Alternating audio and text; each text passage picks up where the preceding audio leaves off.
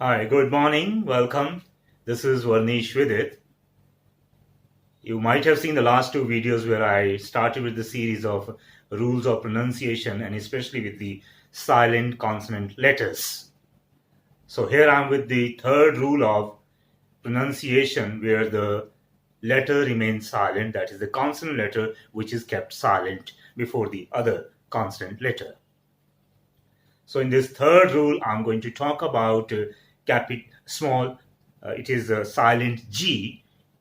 In this rule, according to this rule, G remains silent before M and N. Means whenever G comes before M, it is kept silent. And in second case, when G comes before N, in that case also, it remains silent. So first, a couple of words that I've picked for you, where G remains silent before letter M. And here's the first word. The first word where G is silent before M is PHLEGM. It's a right pronunciation. You can see the phonetic transcription also if you understood in the previous videos of phonetic transcription. If you have not yet watched those videos, I suggest you to watch those videos to understand the phonetic symbols too. It is going to be a great help to you to understand English pronunciation in a better manner. So here it is, PHLEGM. It's a phlegm, exactly rhyming with stem. So it is phlegm. Phlegm, it has two meanings. The first primary meaning of this word is thick mucus, which is produced in the respiratory tract of the human body, or it is in the nose of the human body, and that is called thick mucus. And the second meaning of this word phlegm is apathy. Apathy means a complete lack of interest or enthusiasm. So what is noticed in the youngsters these days, there is a phlegm as far as learning and a desire for knowledge is concerned. So there is an apathy. So this apathy is going to pay a bad result. So it is needed that this phlegm should be avoided in the attitude and the temperament of the humans. So once again, you can pronounce it. It is phlegm. His throat was choked due to the phlegm, and he couldn't breathe properly. Next word, where G remains silent before M, that is paradigm. Paradigm. Paradigm. Paradigm. Now, paradigm is a pattern or a model. Means when there is a particular pattern or a model of something, that is called a paradigm. And this is used in a phrase paradigm shift. There is a paradigm shift in the attitude of the people in these days. There is a paradigm shift in the system that is prevailing. So it's a paradigm. Now, next rule is G is also silent when it is coming before N. So here are certain words. You can see the first word with this rule is GNARL. GNARL, and its pronunciation is NAL. NAL. Whenever you look at a log of a wood and you see that when it is converted or it is sawn into a timber, into a plank of timber, so there are certain circles, dark circles, which are also called eye in the wood. That is actually called a knot, means a knot in wood. Some knots are naturally kept in the plank to make it look beautiful. It was very hard to cut the wood where there was a knot. Next word is GNAW. GNAW, and its right pronunciation is gnaw. Gnaw. Gnaw means to bite or chew, or to reduce something slowly by cutting it little by little, like mice or a rat does with anything when it is nibbling at something. So that is called gnaw. It has another meaning also, to cause erosion of any kind. Means when something is gradually eroded, that is also called gnaw. Next word is G-N-A-T. It's a gnat. Right pronunciation, pronounce with me and say gnat. Gnat is a two-winged blood-sucking fly which is mostly found in Africa. The child, while sleeping, was bitten by a gnat and got a wound on the arm. Gnat. Blood-sucking gnats are very commonly seen in the jungles of Africa. Once again, it's gnat. Next word is G-N-A-S-H. So it is gnash.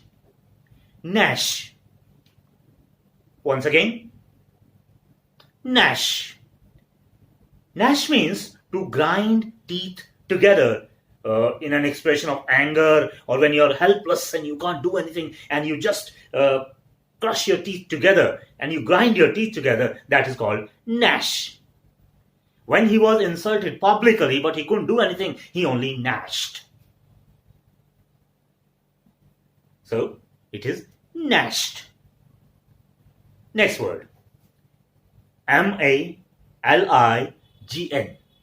M-A-L-I-G-N, and the right pronunciation is malign. Stress is on L, not in the beginning. It's malign. When we start pronouncing with L, so there is a rising voice, so it becomes malign.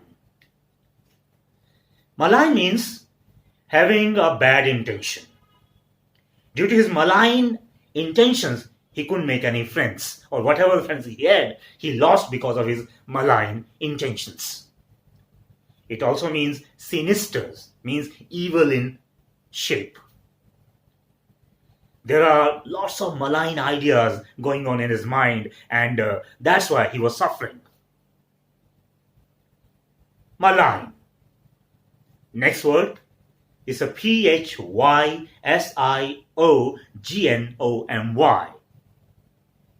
Physiognomy. Physiognomy. Repeat. Try to pronounce it correctly with me and say physiognomy. Stress is on O. So it's a physiognomy. Physiognomy means that it's a kind of an art where we judge the personality or the character of anybody by looking at the facial expressions. So whatever the facial expression one carries, by noticing those facial expressions when we judge the character of an individual, that is called physiognomy. Being a body language expert, he could read the physiognomy of any individual to a perfection. Physiognomy. Next word. C-H-A-M-P-A-G-N-A. Champagne. Champagne. Again, stress is on P. Champagne. It's a white wine, very popular. It was originated from France. So it is champagne. When they got success, they celebrated the party by opening a bottle of champagne. Champagne was packed in a beautiful green colored bottle. Next word is P-O-I-G-N-A-N-T. Poignant. Poignant. It has various meanings. 3 or 4 meanings are there for this word. Poignant. The first meaning for this word is sharp or painful feelings. His heart was filled with poignant feelings when he lost the battle. It also means cutting or piercing or sharp.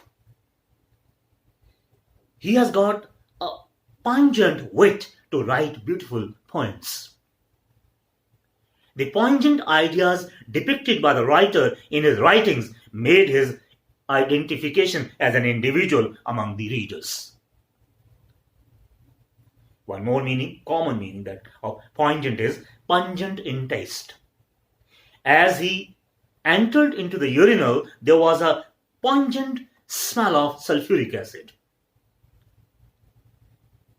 He had to press his nose with his fingertips when there was a pungent smell in the room. So, once again, pronounce it correctly, say pungent. So, these are the words where G remains silent before M or N.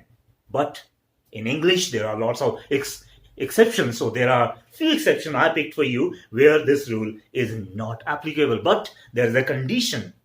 Condition is this: when the words, these two letters, they come in two different syllables, means in one syllable there is G, but the M or N is in the other syllable, means the other part of the word, then G is pronounced, then it is not kept silent. Like first example, like we took the first word, that was phlegm. So in phlegm, G and M, they are coming in the same syllable, but if we make a word phlegmatic, it's a P-H-L-E-G-M-A-T-I-C, then matic goes in the other syllable and phlegm remains, G remains in first syllable. So this is split into two syllables, so that's why G is pronounced, so it becomes phlegmatic.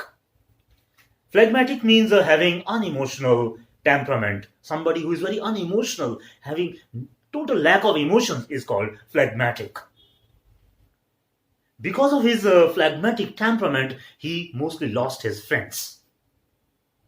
Next, agnostic, pronunciation, agnostic. Agnostic. The famous legendary writer Khushwant Singh declared himself an agnostic. The great martyr Bhagat Singh also considered himself agnostic, and he wrote a very famous article, "Why Am I an Agnostic?" And one more word is there, M-A-L-I-G-N-A-N-T.